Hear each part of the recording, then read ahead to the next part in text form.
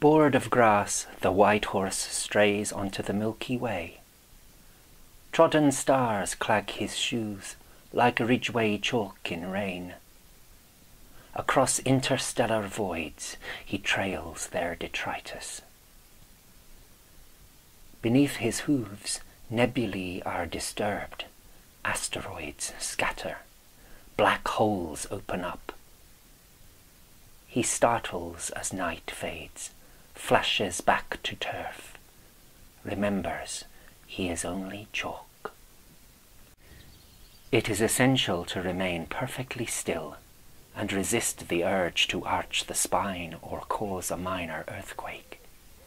The crust of algal bloom itches like eczema, and the white horse feels something like a whale who cannot rid his tail of barnacles. That scratching with a gleaming trowel keeps him on the edge of ecstasy and pain. And when fresh chalk is hammered into his pockmarks, it hurts worse than the reverse of depilation. He mustn't even twitch his tail or close his one visible eye. If only he could raise his head and nuzzle the nearest child. The spring which feeds the Ock, which feeds the Thames, comes out of a pipe in a glassy gush, a column of molten ice. There is snow enough to burden every branch, and a constant dripping that breeds liverworts and a black and wholesome sludge. The white horse comes gingerly, lest his hooves be smirched. Chalk mingles with ice crystals. Stars become lost in snow. When the white horse drinks, there is no disturbance. The perfect spurt is not spattered. There is no spray, no sound of lapping, just a slow absorption of water into chalk. The little fossils in the horse's eyeballs breathe again. His whole form is a white swarm of animalcules swimming for their lives. A white sign forbids trespass. A white owl spies a mouse. There is a moment of awkwardness, scrabbling out of turf and into sky. The horse must leap his first hurdle half lying down and shake the Bronze Age silt from his underside. Those grassed ramparts are new to him comparatively. He saw the earth thrown up long after antlers were used for digging, flinched a little as the stakes were driven in. Tribes made him their emblem, although the idea of him had grown in a fist-sized clump of flint, his spine a glacial contour, bared by men with the earliest spades. From those they progressed to aeroplanes and cars, made lights to dim the stars, took too much stock of time. He falters, bridles, bolts towards Orion. There is a smattering of asteroids and mist. Chalk hills are indistinguishable from clouds. Both have their ramparts, curves, flutes and combes, gallops strewn with orchises and stars. The horse traverses them both.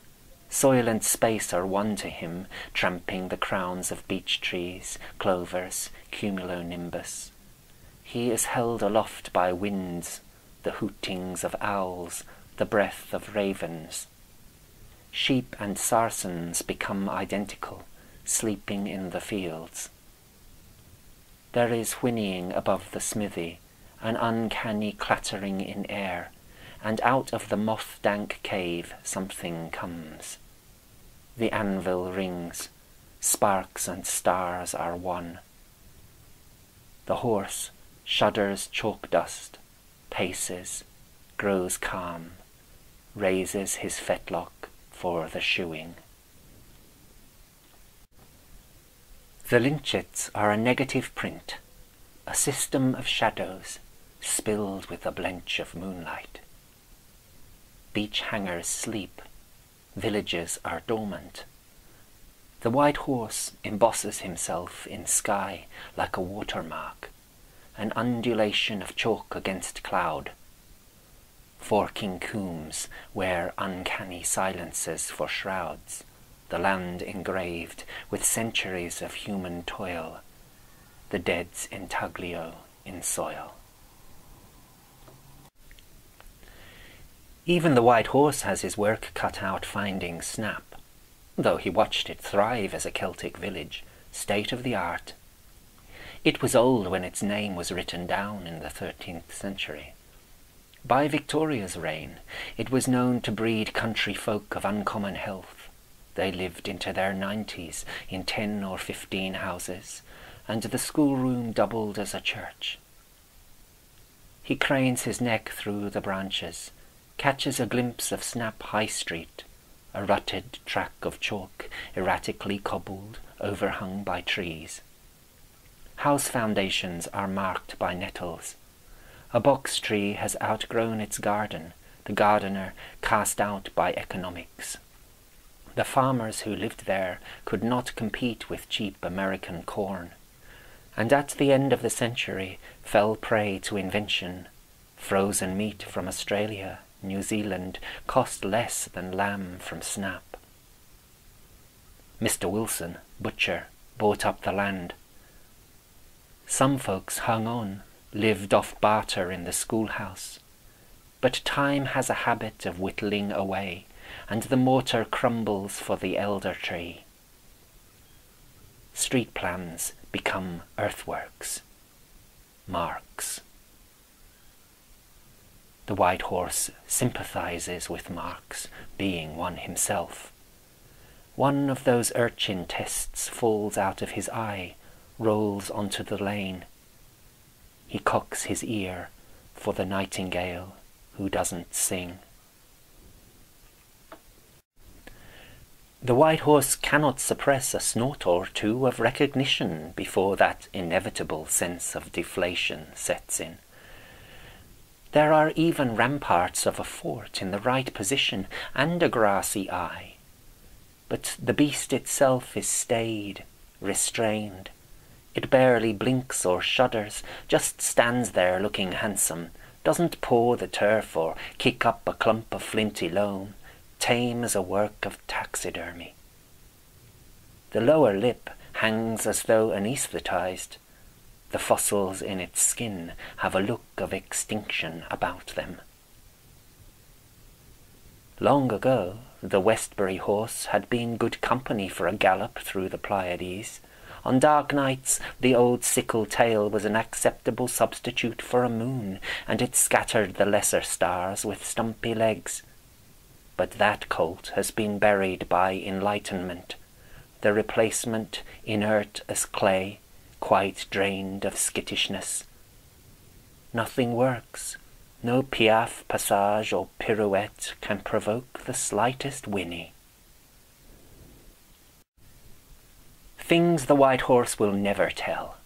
The form of worship at his holy hill, whose lips have touched the blowing stone, how each hole in it was worn, how Salisbury, Liddington, Barbary were built, whose bones were buried and whose burnt, who went to hunt, who stayed to herd, who first cupped hands at Swallowhead, which fingernails were grimed with clay at Windmill Hill, and on which day the first brooch was cast in bronze, where the swifts go on the breeze, where Lob goes, how Grim hides when farms fall into grasping hands, the ways and words of ancient folk, how to read their dreams in chalk.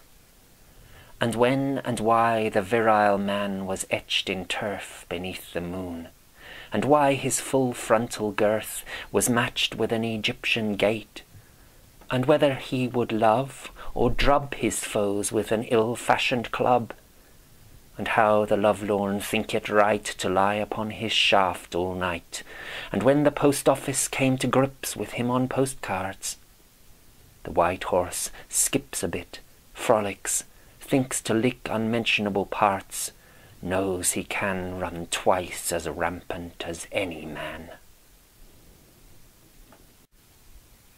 35 million basketfuls of chalk, stone, rubble, soil excavated chunk by chunk with antler spades, stone axes, sweat, blisters, deaths of strong men, and passed, man to woman, woman to man in a ragged line, worn with fatigue, and not ever dumped, but sculpted, stepped, rounded, heaped into a hill filled with offerings, bone, mistletoe, ox ribs, flint, moss. Brawn made it, but also brain. Whole lives flowed and ebbed. Autumn leaves dropped from trees 150 times. Men murdered, made love, sowed, reaped, ploughed, sowed through short lives, plod by plod, until one day it was built. But why it was built, and what burnt as a sacrifice at its summit, no one remembers. The motive is all gone, and the White Horse was not engraved in turf in those days. If they grieved some chieftain wrapped in moss, time devoured his stripped remains. Brazier pots in the White Horse's eye open like watches. He scores the sky in a holding pattern. BMWs break speed limits on the A road, brook no compromise with time, and miss it all in their frenzied quest for bliss. Rime lends sarsens a chalky hue in moonlight, squat stone and tall gaunt in the field. McCrasters cluster around the heart of the White Horse. The ash tree wears its own crust of frost, the twigs brittle, upturned. Beyond ditch and rampart, the church is founded on split sarsens, its font etched with dragons, each subdued beneath a bishop's feet, his crozier raised as if to deal a fatal blow. The White Horse sees pagan and Christian frozen in stone, each household walled with sarsens turned inwards on its hearth. Earth is dormant. Chalk horse, fossils, flint, stars, frost, these breathe and live. It's that calm arrangement of objects on a gigantic scale that pleases him every time. Ditches excavated, mounds piled by spades made of shoulder blades of oxen, man-killing sarsens transported on tree trunks with ropes of nettle to hold them steady, the thunderous clump of Silbury raised out of piles small as molehills, the sanctuary, its burden of dead flensed by kites, and great stone-mouthed barrows where skulls and long bones were filed like books in libraries for future reference. The White Horse knows there is nowhere like it in the world. Tests of Sidaris give him goose pimples. There are tremors amongst ancient corals in his tail. Then there is the church, hanging outside the cursus like a satellite or a menhir from a missing avenue of stones split by fire for building houses. And those modern roads gouging through the village, channeling buses from Swindon to Devizes. And to think, the whole place was once an ocean full of Beelamites who prayed, ate, waned, died, transmuted into bullets of stone. Sometimes the White Horse gets tired of celebrity status. Loud children treading in his eye, turning 3 times and making wishes, people setting up easels, thinking they're Revilius, devotees of von Daniken insisting in his hearing that he is a message for aliens. And then the archaeologists get going, digging down to his thigh-deep underside, sampling silt. A horse has got to kick heels occasionally. Sometimes climbers on his back tickle and itch like flies. Even at dark moon there is the danger some human do-gooder will climb up there, find he has absconded, leaving behind a dusty horse-shaped trench. and when he has scampered off, a mile above the Ridgeway, making diversions to visit his chalky friends, he risks being spotted by some drunken neo-druid who has staggered out of the public house at Avebury for a pee. It has happened once or twice, and the White Horse has loped into the cirrus, then come panting to ground at Swallowhead, craving water. He lies, flat as East Anglia, splayed out across the landscape, his head slotting perfectly under the arched bough of an ancient willow. A clootie is sucked inadvertently up his nostril. He has to suppress a sneeze. All around him there's an ooze of wetness which will make the Kennet, augmented by the winter-born. His leg sinks whitely under the spirogyra. Now his breath is held. But no one comes. No one notices the black shadow of his absenteeism. No one reports him as a UFO, and the neo-druid's Wiccan friend has bought another round of real ale. A tardy swallow decides to migrate. The horse blinks. It begins to rain. "There's not much here," a tourist said earlier today. "Just a couple of barrows, and we've walked all this way. Nice view, though. Pity you can't see Avebury much except for the church. Those trees ought to be trimmed, and from this distance Silbury looks smaller. Darling, aren't you cold?" The White Horse hears the echoes of that voice, and 1,000 others. But the older ones have more resonance, and they travelled too, importing pottery, limpets and whelks from the Cornish coast, arrowheads of Portland chert, Mendip sandstone, Cotswold slate. Amid the voices of makers and merchants are murmurs of children, their bones in the ditches.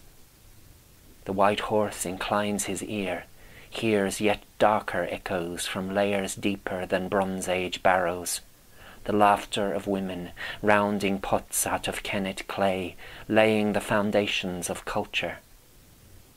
His deepest deposits of silt begin to luminesce. He touches ground, prods with a gentle hoof, feels the thrumming of all that existence under compacted earth, and the little buried things carved out of chalk come alive at his passing, the crude phalli throbbing in the loam. "There's not much here. Barrows, Avebury, Silbury, church. Darling, aren't you cold?" The White Horse spent half an hour this morning watching red arrows. He had to do it. He was pinned to the hill, and it is inadvisable to blink with so many people standing in your face. They spewed out red, white and blue smoke, and horses of flesh and blood also turned to watch them, every stallion and nag for miles around, facing in the same direction. The White Horse doesn't need Wikipedia to know the history. 1969, a gnat hit trees, 1 fatality. 1971, 2 gnats collided, 4 men dead. 1987, a hawk crashed into a house. No one died. Insurance paid. 2011, crash, death, still under investigation. Iraq War, 114,731 civilians dead. Afghanistan and counting. The White Horse doesn't understand. He hasn't taken sides in wars or watched Top Gun, and the sound of children crying makes the fossils in him grind. When helicopters took folks up there to glimpse him from the air, the whole thing took 3 minutes, from start to finish. His making took an age. It began with sea things' lives. He was born out of them, with the whole hill. The downs formed on the ocean swell, seas receded. Glaciers gouged out the Manger. Men emerged. They saw his form long before they cut it, looked from afar, and discerned his arching spine on a windy landscape strewn with thistles.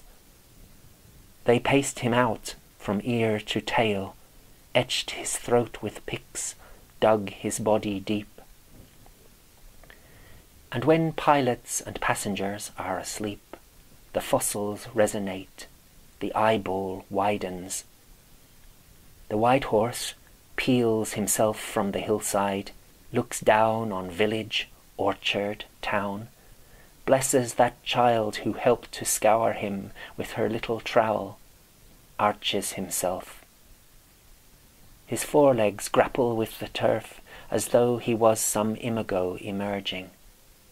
That eyeball revolves.